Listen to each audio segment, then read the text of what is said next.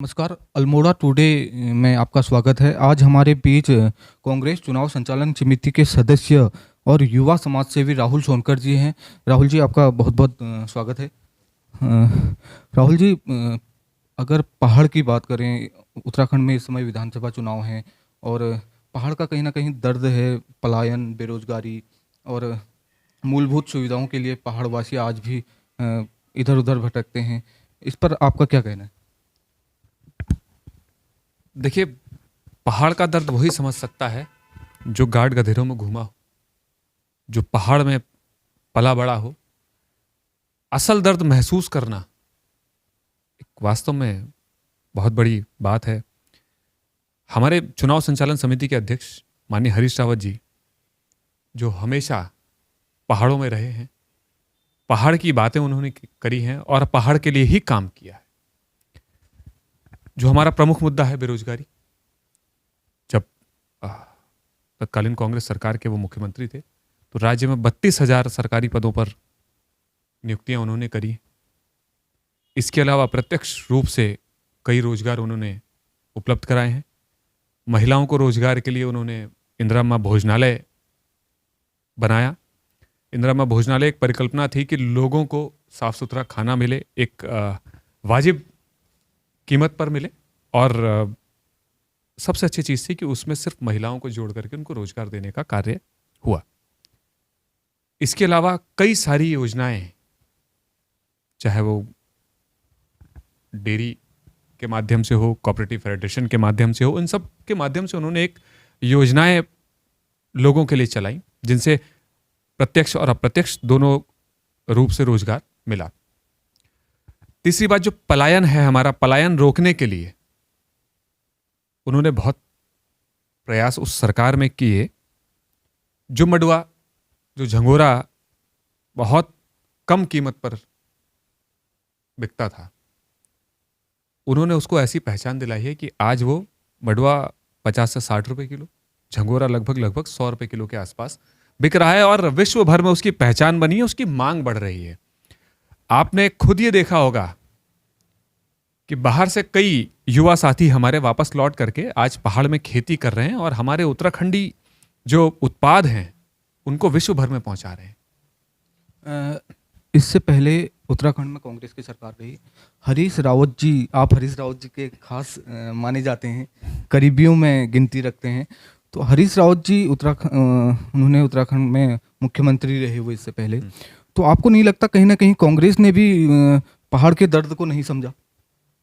देखिए, ऐसा नहीं है। पहाड़ के दर्द को हरीश रावत जी ने बखूबी समझा है और उसको निभाया भी है। आप ये मान के चलिए, और पहाड़ का जो दर्द कम करने का कार्य किया है वो हरीश रावत जी ने बखूबी निभाया है। एक एक व्यक्ति तक उनकी पहुंच रही है। एक एक योजनाओं को उन्होंने बना करके बारीकी से मॉनिटरिंग की है और लोगों को डिलीवर किया है।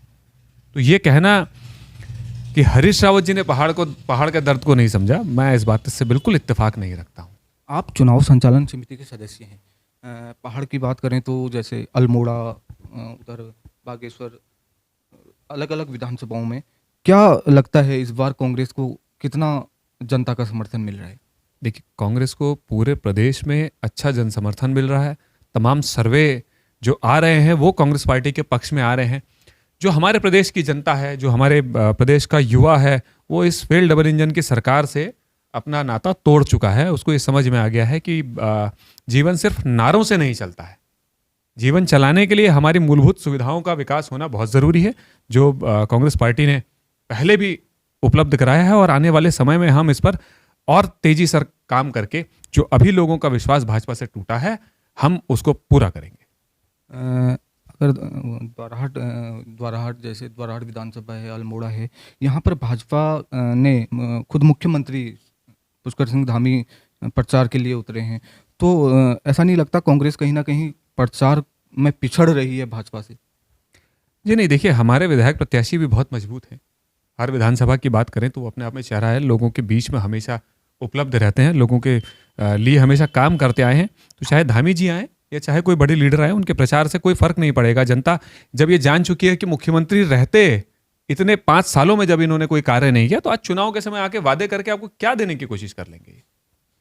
कहा जा रहा है कि हरीश रावत जी अल्मोड़ा में अभी दौरा करना है उन्होंने, तो क्या लगता है कितना लोगों को मना पाएंगे? हरीश रावत जी इस राज्य के सबसे बड़े चेहरे हैं।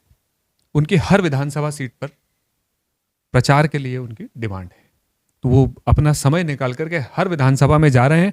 और वो आज पहली बार नहीं जा रहे हैं, अब आज जरूर धामी जी चुनाव के समय प्रचार करने जा रहे हैं, लेकिन हरीश रावत जी पिछले 5 सालों से लगातार पहाड़ के हर गांव का, हर विधानसभा का दौरा लगातार करते आए हैं। लोगों से जुड़ाव उनका पहले ही है, और वो आज जाकर के लोगों से अपेक्षा कर रहे हैं कि वो उनको वोट देंगे। राहुल जी, स्वास्थ्य सुविधाओं की बात की जाए तो स्वास्थ्य को लेकर बहुत दिक्कतें लोगों को झेलनी पड़ती हैं। अभी आपने सुना होगा अल्मोड़ा ज़िले की बात करें तो वहाँ पर एक महिला ने रास्ते में प्रसव बच्चे को जन्म दिया। तो इन स्वास्थ्य सुविधाएं कैसे बेहतर हो सकती हैं, आपका इस पर क्या कहना है? ये बड़ी दुर्भाग्यपूर्ण जो घटना हुई है परसों, मैं उस पर बड़ा खेद व्यक्त करता हूँ। 4 धाम 4 काम नाम से जो कांग्रेस पार्टी ने कैंपेन लॉन्च किया है, उसमें एक प्रमुखता से हमने ये रखा है कि स्वास्थ्य सुविधाओं को बढ़ाने में हम लोग बहुत तीव्रता से काम करेंगे। पहाड़ के जिन अस्पतालों में सुविधाओं की कमी है, जो रह गई हैं, उनको हम लोग बढ़ाएंगे और ये कोशिश करेंगे कि जो हमारी PHCs हैं, हम उनको भी सुधार करके एक जो प्राथमिक उपचार और ये जो डिलीवरी का जो सिस्टम, इसके लिए भटकना ना पड़े, ऐसी घटनाएं देवभूमि उत्तराखंड में दोबारा ना हो, इसका कांग्रेस पार्टी पूरा प्रयास करेगी। आप समाज सेवा के क्षेत्र में हमेशा आगे रहे, चाहे वो कोरोना काल की बात करें या कभी भी आप पीछे नहीं हटे। तो युवाओं के लिए आपका क्या संदेश है? देखिए, मैं ये चाहता हूं कि हमारे युवा अपने रोजगार, स्वरोजगार की तरफ बढ़ें। उत्तराखंड बायोडायवर्सिटी से भरा एक क्षेत्र है और यहाँ अपार सुविधाएं जो हैं वो मौजूद हैं।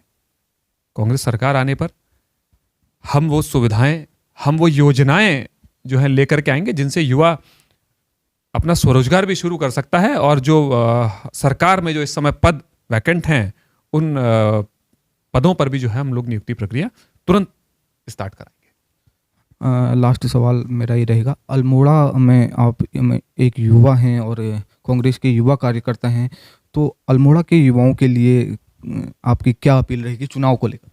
मैं अल्मोड़ा के युवाओं से अपील करना चाहता हूं कि जो दंश बेरोजगारी का आपने पिछले 5 सालों में झेला है, उस दंश को याद रखते हुए सरकार ने किस तरीके से रोजगार मांगने पर लाठियां दी हैं, उसको ध्यान में रखते हुए और ये याद रखते हुए कि पिछली कांग्रेस सरकारों ने रोजगार बढ़ाने के लिए कैसे काम किया है, तो इस पर एक तुलनात्मक अध्ययन करें आप और अपने भविष्य के लिए, आने वाले कल के लिए कांग्रेस पार्टी को वोट करें।